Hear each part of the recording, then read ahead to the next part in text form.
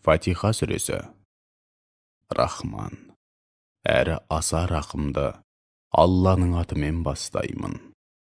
Бар мадақ, шүкіршілік атауы, күллі әлемнің Раббысы бір Аллаға арналады.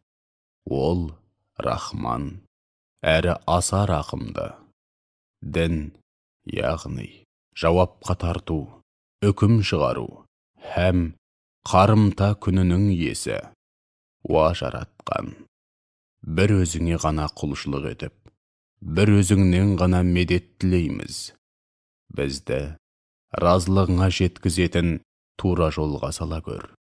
Қаһарыңа ұшырағандардың және адасқандардың жолына емес, өзің нығметке бөлеген ізгі құлдарыңның жолына сала көр.